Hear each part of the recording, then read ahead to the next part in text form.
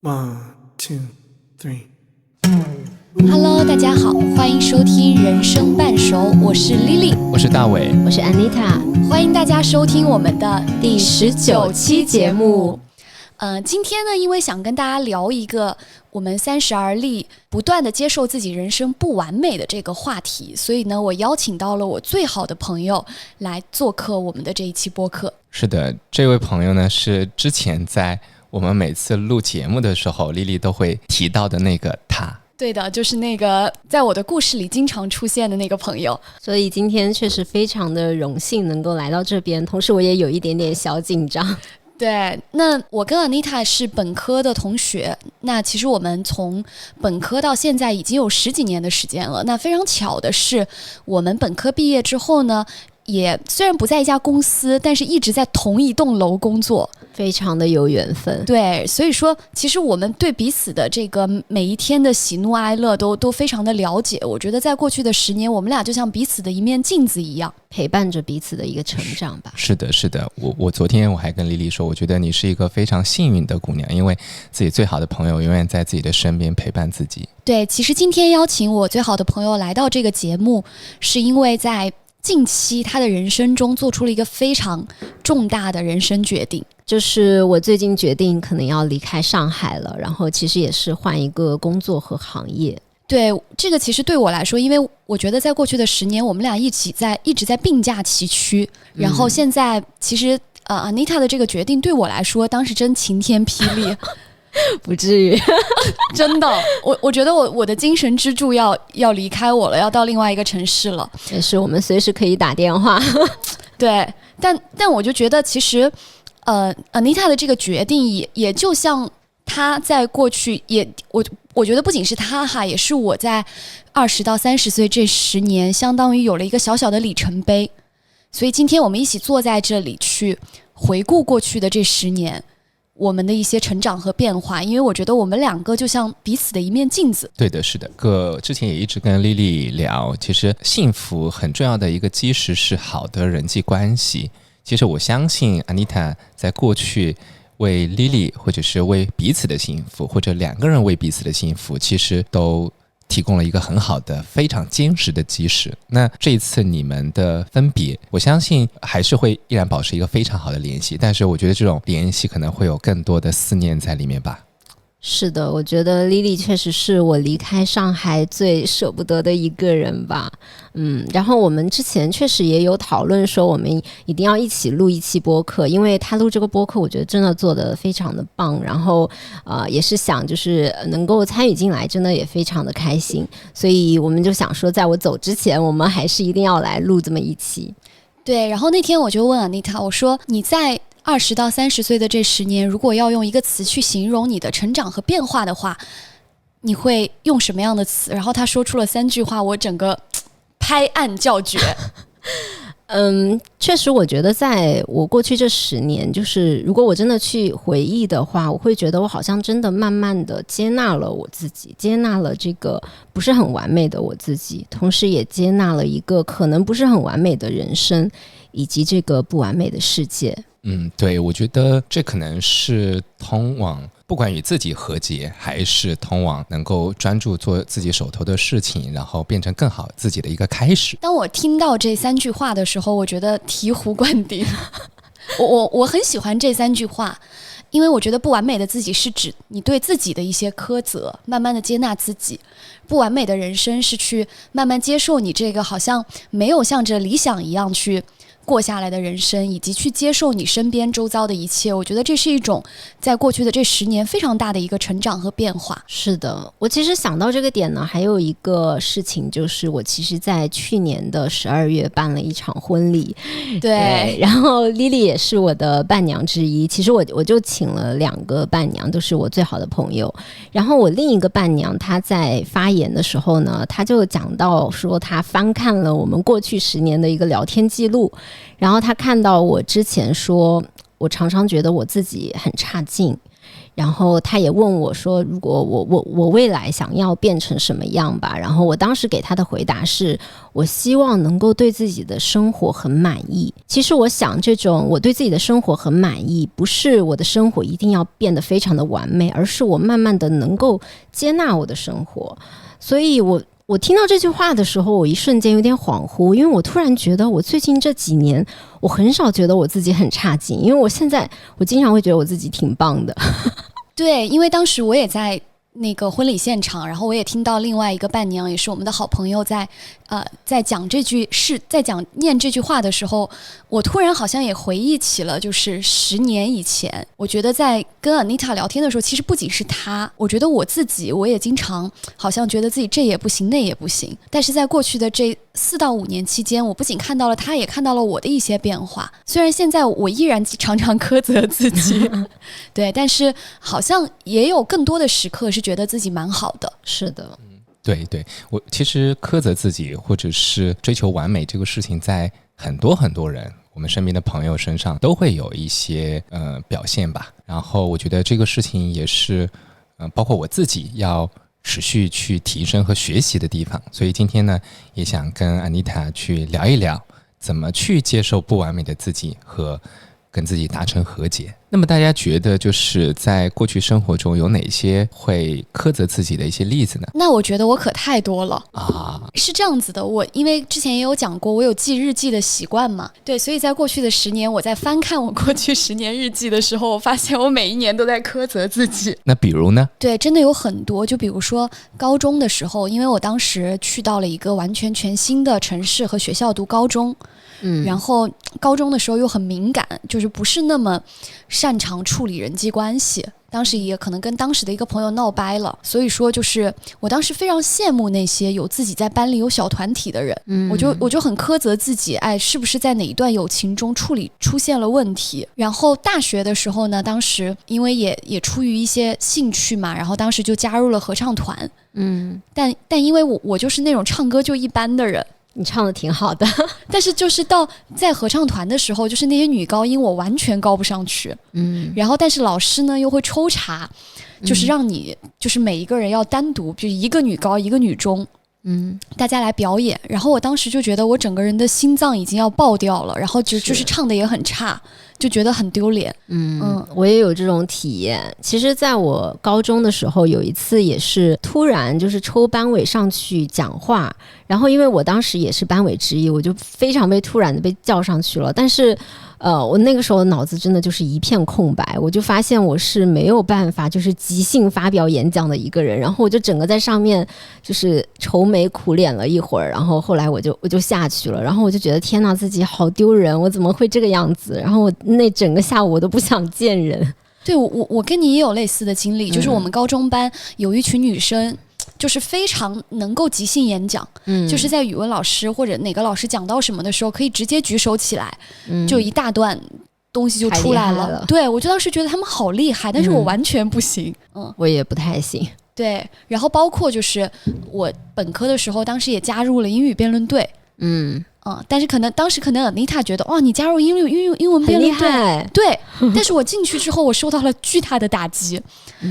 因为我觉得英文辩论队基本上他那个命题给你只有15分钟的准备时间。是的。然后当时我们整个辩论队里面都是我的学弟学妹，超级厉害。然后反正我当时应该加入了半年我就退了。真的吗？真的，我不知道你退了。对。因为我在里面真的压力好大，我就一起去参加过一次北京的比赛，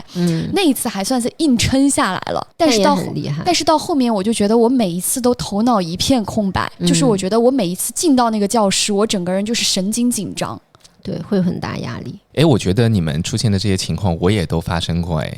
比如说那个我记得本科的时候参加话剧社，然后话剧社有一次是要自我介绍，然后当然你在演话剧的时候你完全投入进去，你可能就会忘掉那些各种各样的事情，但是当你突然被叫出来你要做一个事情的时候，你会有一种恍惚感。对，然后当时反正我觉得我说的不是特别好，然后回到寝室躺在床上就会像放电影一样出现我当时对，然后会觉得自己哪里做的不够好然后会苛责自己。包括像丽丽说的，就是在一个竞争的环境里面，然后自己可能某一些决策没有做好，然后会觉得为什么自己没有把这个事情做好，然后是的，对，就会陷入一种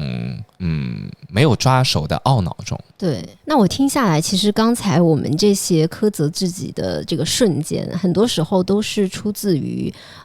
真实的自己跟自己想象的那个自己，以及跟别人之间的一个比较而产生的一个落差。对的，就是我们会经常去审视自己，评价自己，是的，评价自己和自己理想的样子，或者评价自己在别人眼中想象别人眼中的样子，以及评价自己与别人的一些结果的比较。对的，对，我之所以很想聊这一期话题，是因为我发现好像事情过去之后，再回想起当时自己对自己的苛责的时候，就发现好像这个事儿也没有这么大，对，但是当时就会非常影响自己的心情。是的，对，我觉得可能非常重要的一点是，自己太在意自己，但其实自己的那些小错误，一方面呢，就是在旁观者来看啊，也很正常，就是很多人都会出现这种情况。是的，对。然后第二个呢，我们可能对于别人来说也没有那么重要，所以很多时候可能是我们把自己错误在放大，然后不仅是在自己心中放大，而且是在想象的世界中也去放大了它。对，那其实刚刚我们讲了很多，我们3个人就是在过去的10年期间觉得自己非常做得挺不好、很不完美的例子。那我们接下来呢，就想跟大家一起去探讨一下，我们怎么样去接纳这个不完美的自己。是的，其实我觉得第一个点就是我们要意识到这个世界上其实是没有一个所谓完美的人的。对的，因为其实我也想分享另一个案例啊，就是我当时在刚入职的时候，我当时经常会可能做错一些事情，然后有时候我觉得自己反应比较慢，然后当时带我的那个领导呢，我觉得他是非常资深，然后做什么事情都很游刃有余的。但是有一天他突然跟我讲说，哎呀，他今天做错了一件事儿，然后被他的领导给骂了。然后我当时突然想到，原来他也会做错。所以其实我们是没有不完美的一个人存在的。对，没有完美的一个人存在。对对对对，因为我觉得我们在每个人接触到一个人的时候，都是只是接触到他的非常小的一面，所以我们总是会看到这个人非常光鲜亮丽的那个样子。是的，包括朋友圈或者小红书啊什么都会 po 自己最好的一面，所以我们总是会去看到别人的长板，然后去思考自己的短板。我觉得我从小就是我18到25岁之前吧，我也经常脑子里会觉得身边有非常非常多发光的人，但是现在就是慢慢接纳自己之后，会去发现每个人都有闪光和小小黑暗的时候。其实我想说啊，在我的视角去看 Lily， 我觉得 Lily 就是一个闪闪发光的人。我也觉得。天哪，大家的这个情绪价值。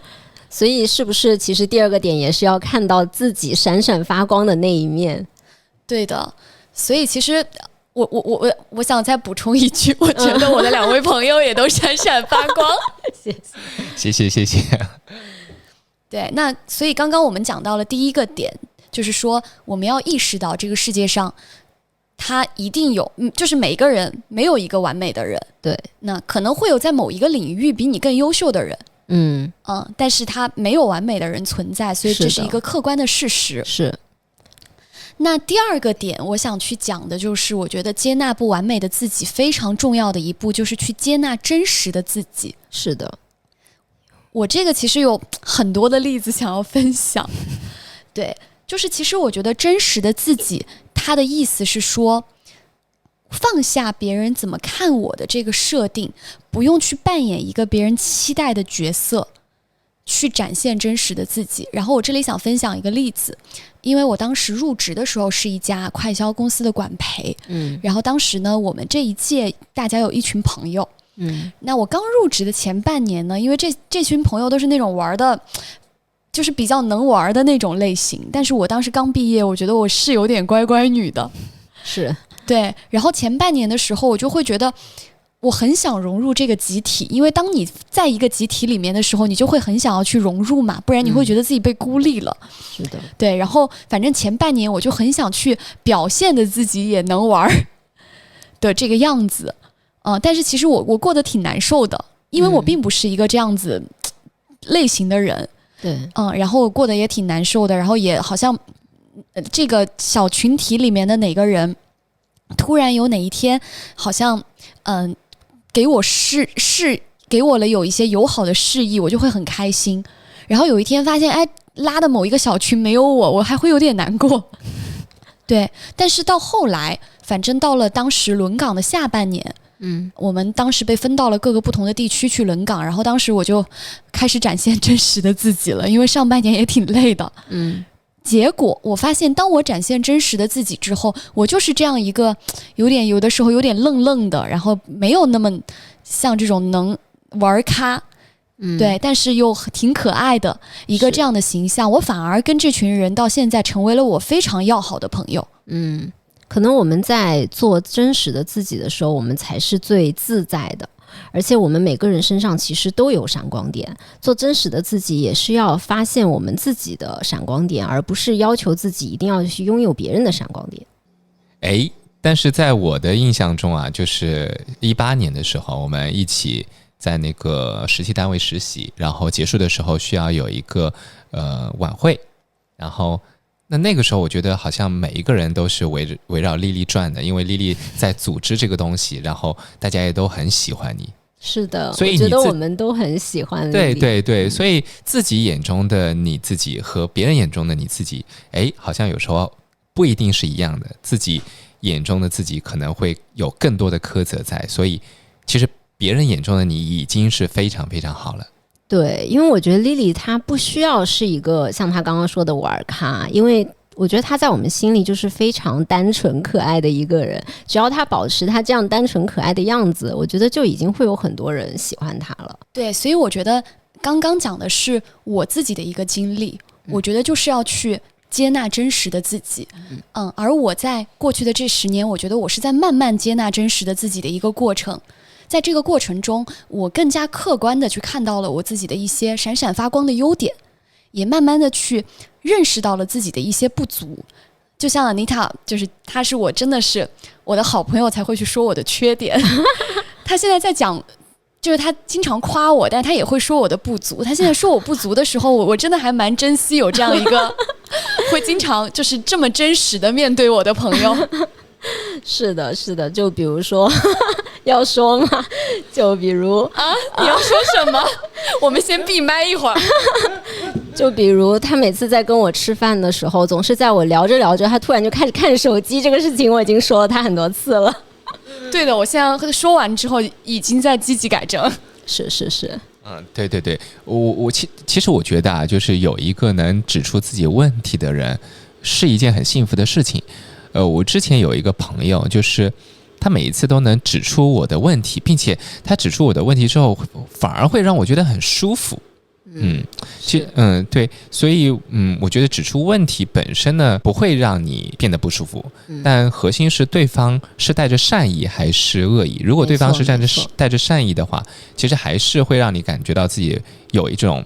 进步的源泉，因为有人能看到你看不到的地方。是的，所以接纳真实的自己确实也是非常重要的一个点。第3个点我想讲的呢，就是我慢慢的发现，其实我们要搭建自己一个稳定的价值观，而不是因为别人的评价或者是别人认为你应该怎么样而去改变。因为其实像我所在的一个行业，就是我们其实是需要对接很多的一个机构投资人，然后呢，其实我们所有的老板，包括我自身的同事都跟我说，你一定要非常的 social， 你要能够跟这些投资人，你都要能够跟他们搞好关系。另外呢，就是我其实一直以来我的性格是相对比较走心的，然后呢，我也有领导会跟我说，其实你在工作中你不要这么走心，这么走心其实对你自己也不好，然后你也可能会受伤啊等等。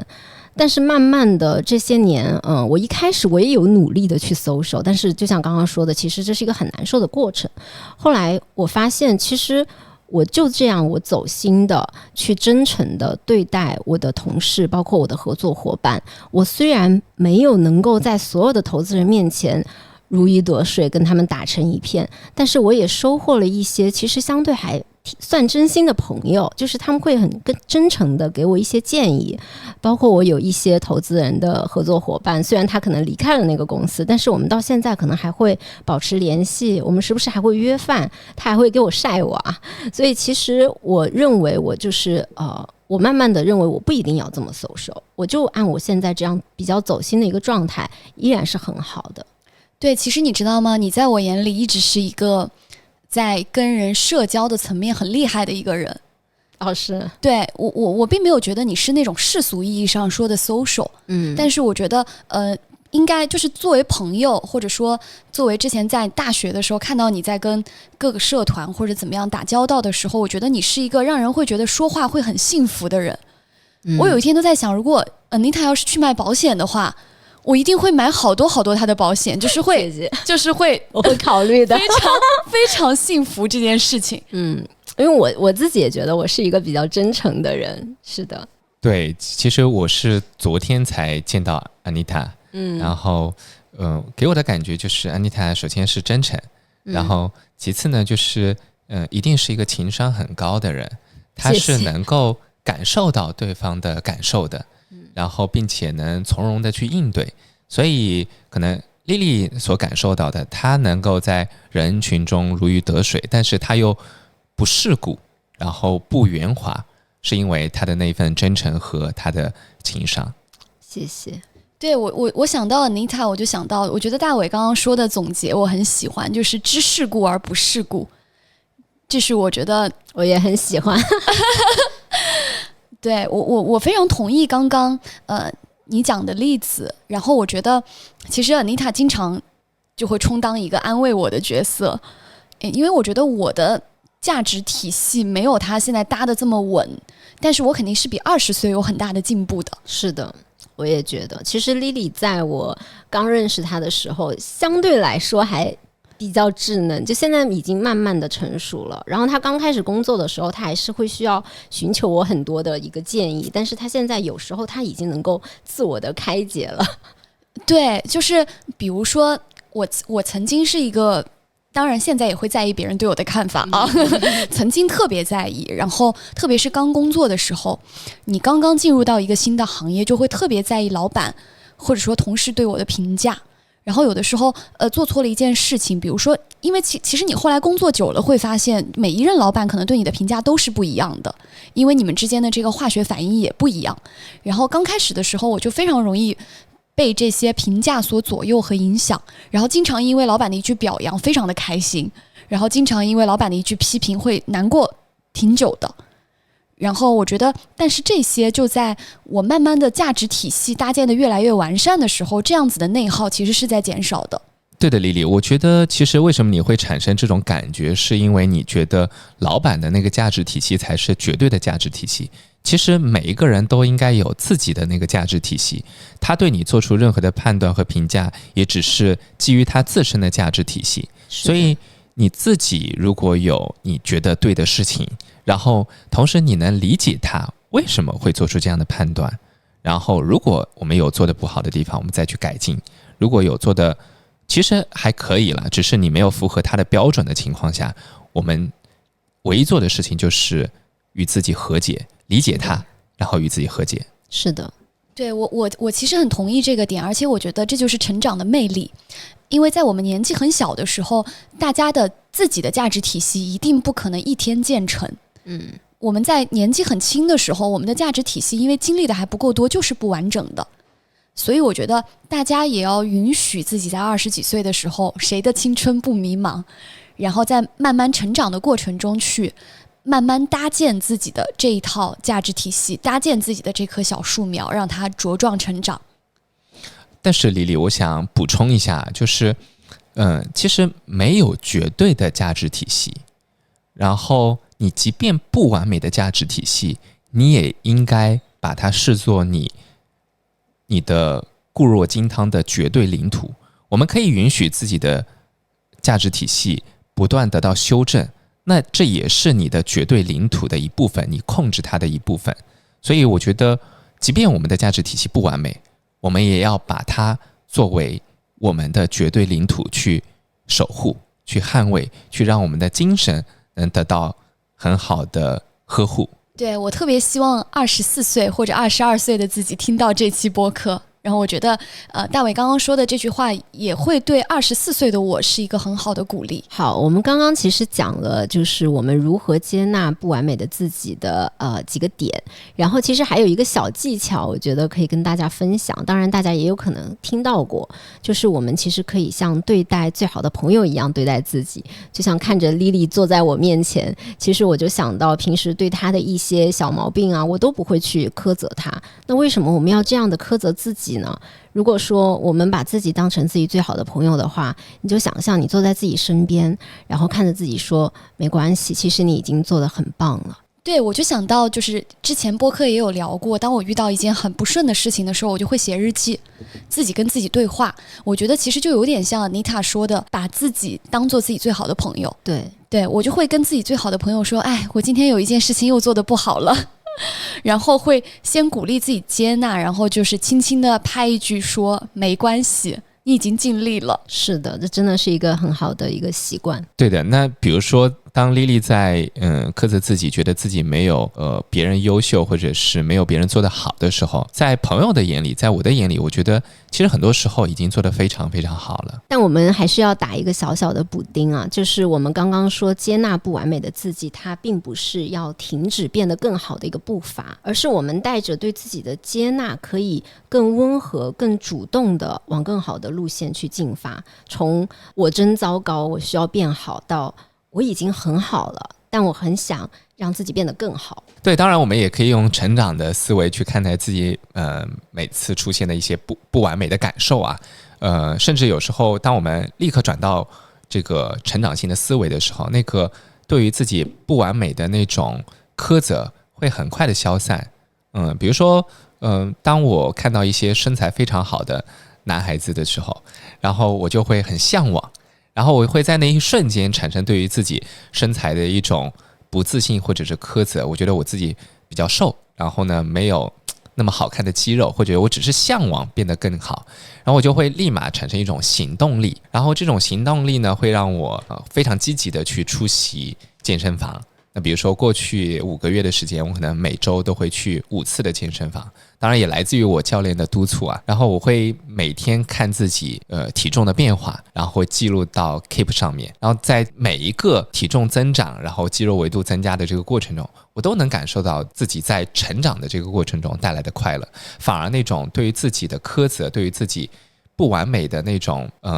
感受，反而会很快的消散。对，这个就让我有点回扣到我们上一期的节目，因为上一期我们在聊幸福感的时候就提到，人最幸福的那一刻其实往往是你在追求幸福的过程当中。就像我的很多朋友跟我讲，其实结婚最开心的那一刻其实是准备婚礼的那几个月，你有非常多的憧憬这件事情会发生。然后其实除了刚刚提到的点，我觉得我还有一个思路，就是当我们去接纳自己不完美的时候，我觉得有的时候你的思维很难突然去转变说我自己很好，因为你身边可能有很多比你更好的人，特别是在职场上，你会面临很多很多比你优秀的同龄人。所以我觉得以我自己的经历而言，在我之前有一些低谷的时候，我真的很难一下子转变思维说我真的很好。但是我当时的一个处理方式就是去接纳自己，哎，我水平就这样，可能他有一点点对自己的调侃，但是接受了自己现在的这个样子。但是我也不停地告诉自己说，哎，我可以去慢慢提升我在某一个方面的能力。当我转变这个思维，而不是去对自己苛责的时候，我发现我开始慢慢享受这个每天进步一点点的过程。是的，其实就是在我们付出行动去变得更好的这个过程，反而能够让我们跳出就是对不完美自己的苛责的一个怪圈。对的，所以说我们刚刚花了很多的时间哈，这个第一个部分我们其实就是想去跟大家分享，这个世界上没有一个人是完美的，我们每个人都是不完美的，但是我们要用一些方式方法去接纳现在这个不完美的自己，然后去接纳自己，去看到自己的闪光点，去接纳真实的自己，同时去爱上这个让自己变得更好的过程。那除了这一个以外呢，我们第二个部分想要去讲的就是，其实我们发现在过去20到30岁的人生当中，我们的人生并没有像可能在小时候想象中的那个电视剧里面，我一定会走上在合适的年龄结婚生子，然后功成名就的这样一个社会模板下的人生。我们会发现，其实我们也在慢慢的接受自己人生的不完美。是的，可能我们这代人就是我们从小接受的一个教育，就是一个成功学或者是精英路线，就是我们一定要去一个好学校，找一个好工作，然后有一段很好的婚姻，就像刚刚丽丽提到的一样。 对，但是现在的社会我觉得其实已经有越来越多的人开始走一个旷野路线了。就像其实我前阵子听到那个单依纯的歌，狠狠共情了，真的我真的很喜欢，就是他说区区3万天，世事又能怎。然后就回想到我最近不是辞职嘛，就是刚刚最前面的时候莉莉也有讲到，因为我也是从我的第一份工作，也是我工作了6年多的一个工作辞职，准备从上海回到我的家乡成都。然后一直以来其实我觉得我也算是一个好学生，然后也是有一个比较好的工作吧，然后在工作中表现也算不错。但是当我梳理清楚自己究竟想要什么之后，我还是决定去辞职，然后去尝试一段新的体验。对，你做出这个决定告诉我的时候，我当时也经历了一段时间去消化。是的，因为确实我曾经我是非常坚定要留在上海，然后我是很有事业心的一个人。但是我后来也在想，我的这个事业心我到底是出于什么？就是我慢慢去梳理清楚之后，我发现就是第一方面就是我之前前年的时候我生了一场病，然后因为我这个生病其实真的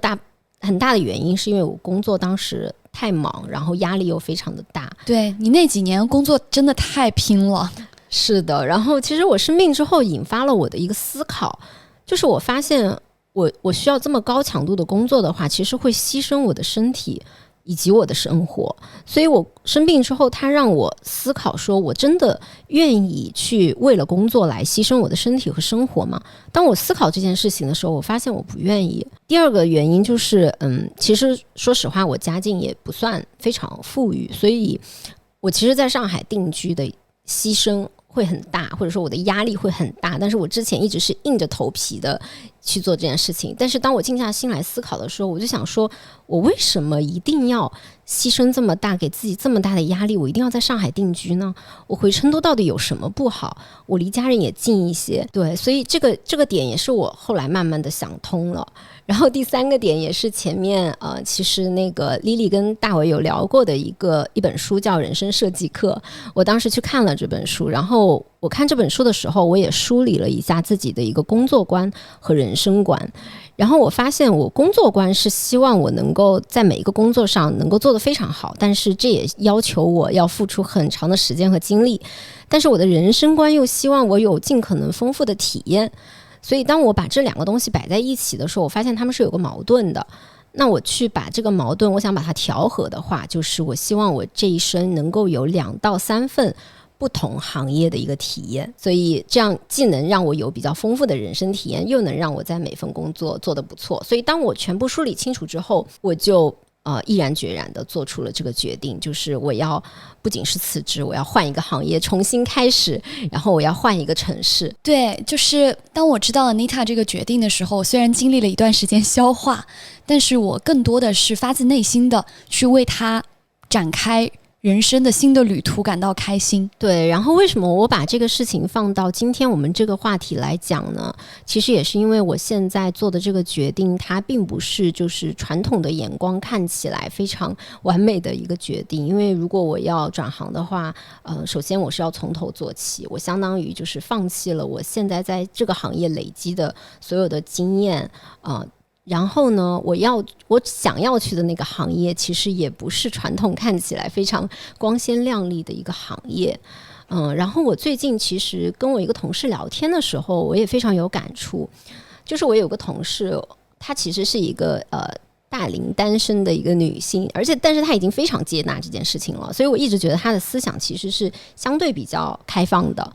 但是她跟我聊天的时候，她并不是非常的赞同我这个决定，然后她有提到说她之前也考虑过要回到她自己的家乡，但是她觉得现在回去功不成名不就，不合适。然后我当时听到这句话，我就突然在想，我为什么一定要功成名就？为什么我们一定要衣锦还乡？我们到底是为了别人的眼光，还是我们在追求自我的价值实现？那如果我们是为了自我的价值实现，为什么我们现在回去会不合适呢？所以其实我觉得接纳不完美的人生，也是在问自己，这份不完美到底是谁在定义？对，而且其实我站在朋友的角度，我觉得这一条路就是人生的很多路都是你自己选择的。那在这个阶段 Anita 如果做了这个决定，就勇敢的去闯一闯，哪怕跌倒了，我相信你有10000种爬起来，你有10000次爬起来的机会。其实安妮塔，人生是没有完美的人生的，然后人生也没有固定的标准，所以其实我记得在很早很早之前，然后有人就把2种人生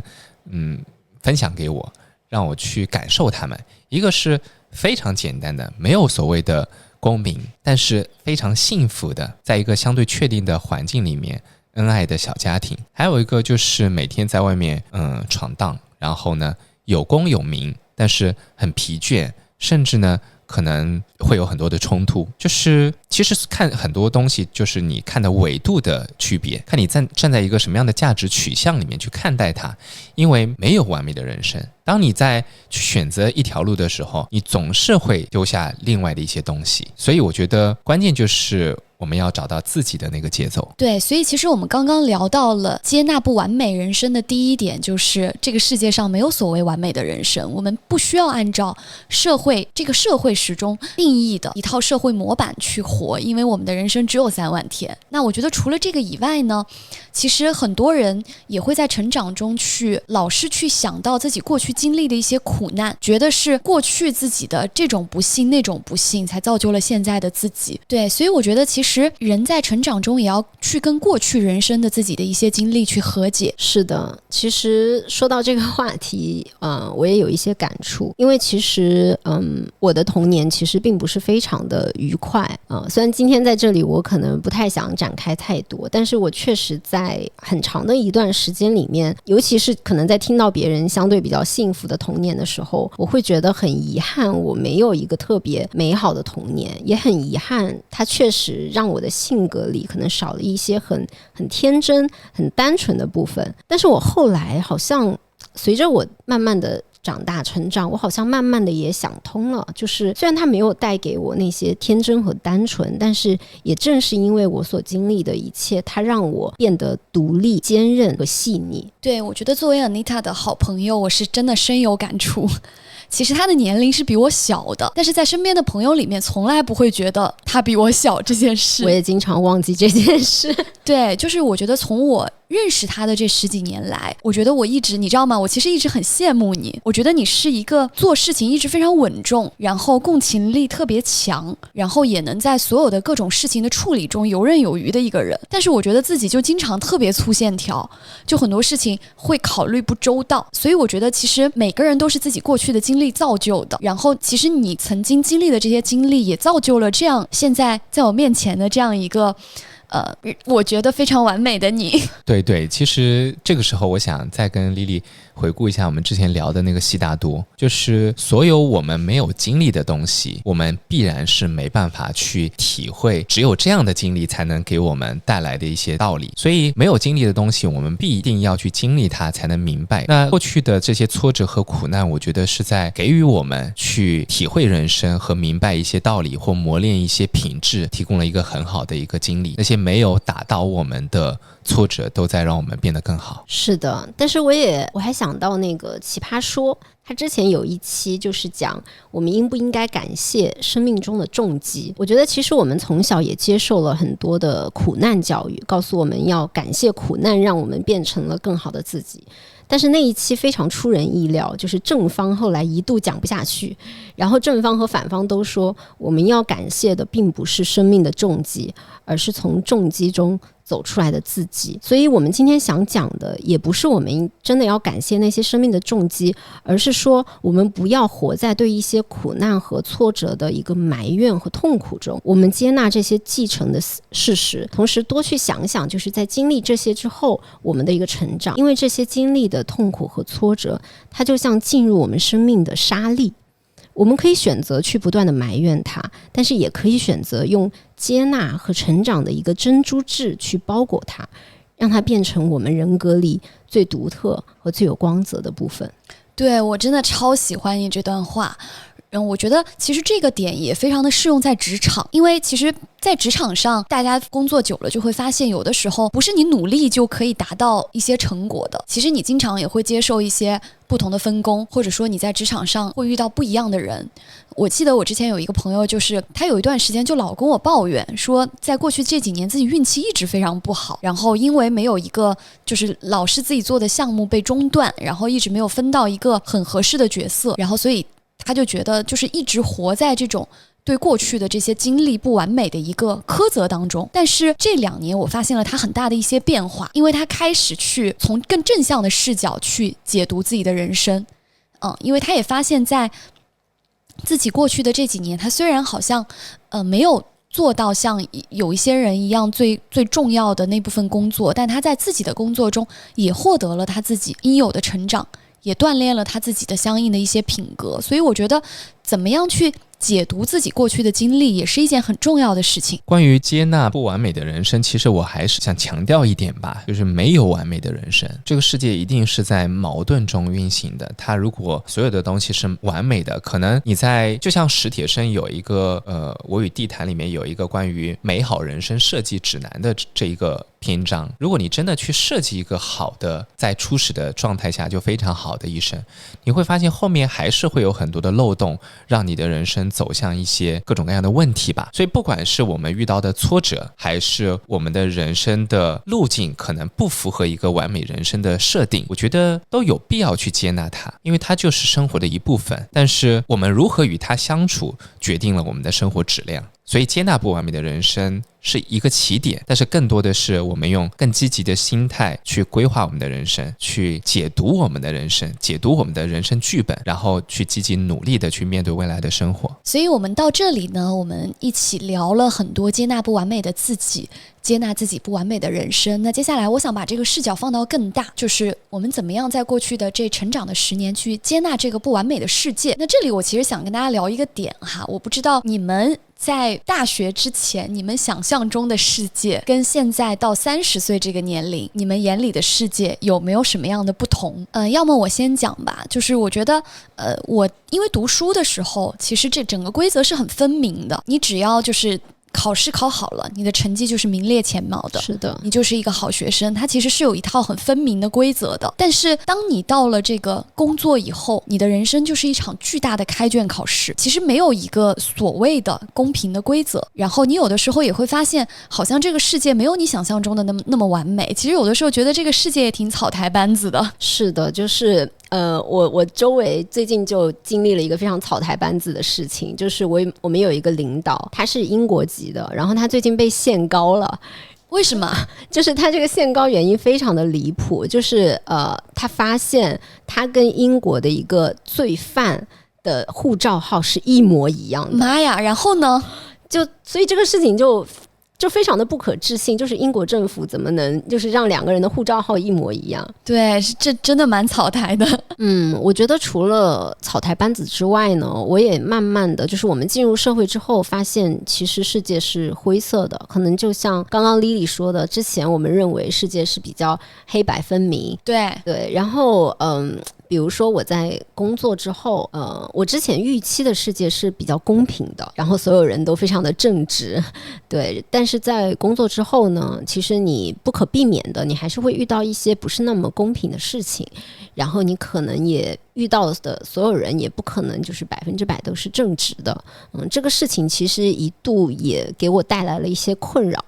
但是我之前就是有听到那个莉莉播客里面讲到的那个曾国藩传，然后我自己也去读了这本书，我就发现曾国藩的例子给了我很大的一个触动，就他曾经是一个非常刚正不阿，然后直言上谏的一个人。当我看到这一段的时候，我非常的叫好，然后我觉得我也应该要这样子。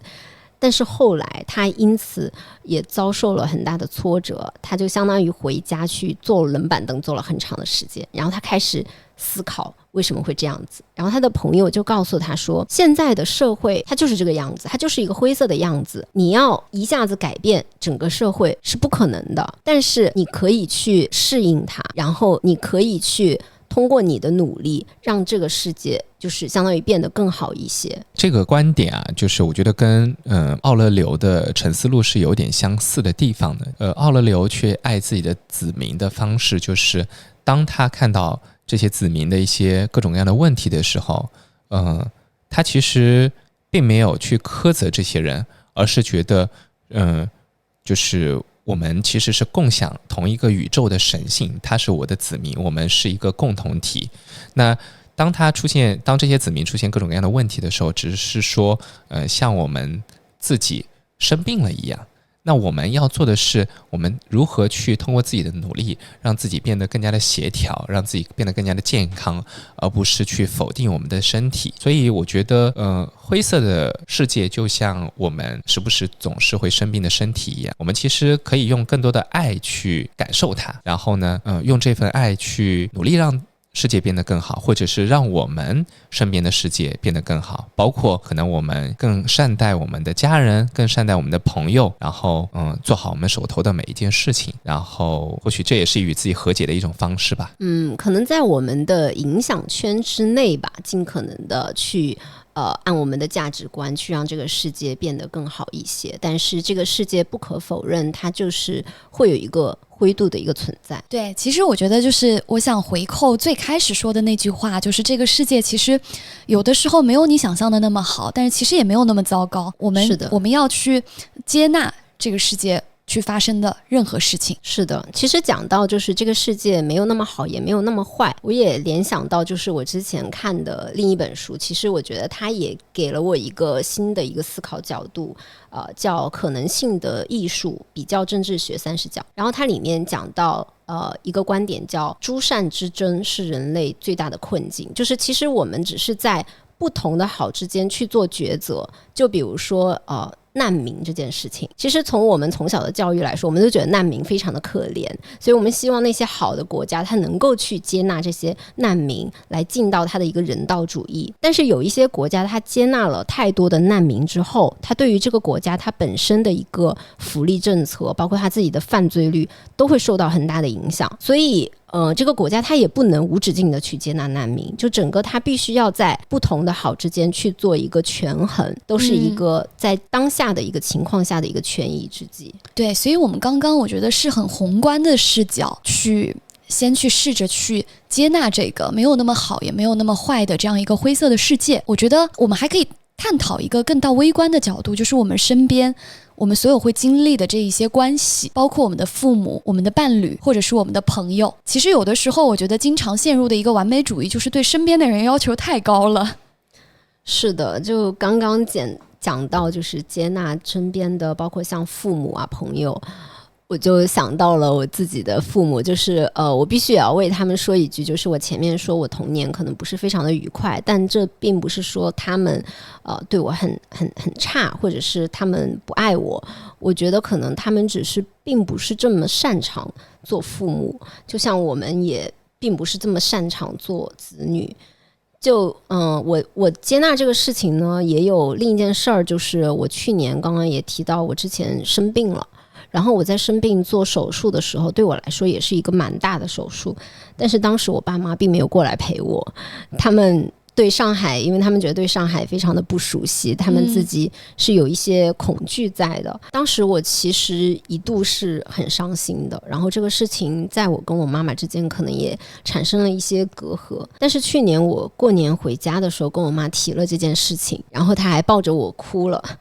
后来我好像突然就想通了，就是可能我们的父母他并不是真的很坏，或者是不爱我们，但是他们可能就是不擅长做父母，因为他们也是第一次做父母，他们可能没有做得那么的好，